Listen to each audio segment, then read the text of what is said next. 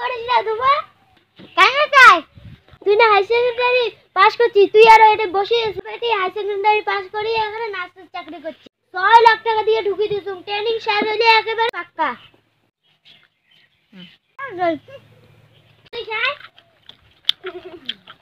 মুই একটা ভাল কথা কয়ে রাখলুম, মোর বেটির এখানে চাকরি পাক্কা, মাস গেলে এখানে 30,000 টাকা করে পাবে। না করে একটা দোকানও দেয়। বেটা এখানে বিয়ে পাস করিয়ে দোকানই হয়েছে, মোর বেটি হাই সেকেন্ডারি পাস করিয়ে না যাবে এখানে পাক্কা কয়া দিছে।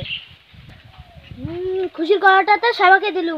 হ্যাঁ কাক কং নাই, কাক কং হ্যাঁ বালবুলির মা কং নাই, এরা উনারটে যাং নাটকি করতে কেন এইলে কথা কবার জন্য আসিল। উনি হলে ঢঙের কথা কাইবা শুনে। মাদি বালবুলির মাদি কি হ্যাঁ বেড়ে আসলু কোথায় এটার জন্য কি করে দি না করে এখন তো কিনে দিতে চলায়।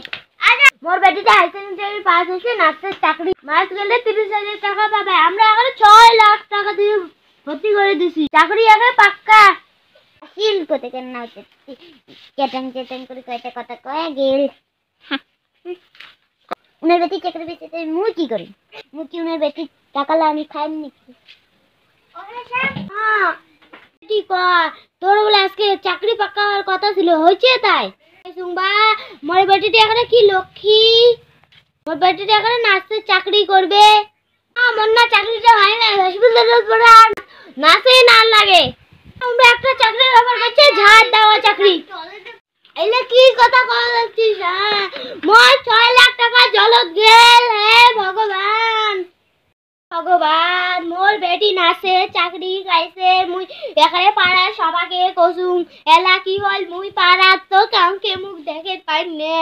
লক্ষ্মী বেটি তুই আর মোর বাড়ি যাবো না, তুই মোর বাড়ি থেকে বের হয়ে চলে যা। তো কি জন্য চাকরি দিবে চাই? ঝাড় দেওয়া চাকরি মুই করো মা, মুই তার জন্য মুই উনাকে না করে দিয়াচ্ছু। চাকরি যে তো দিবে চাই ওইটা চাকরি করে, আর মানছি তো যার দিন না যে নার্সের চাকরি করিস মানছি তো ওইটা জানবি না।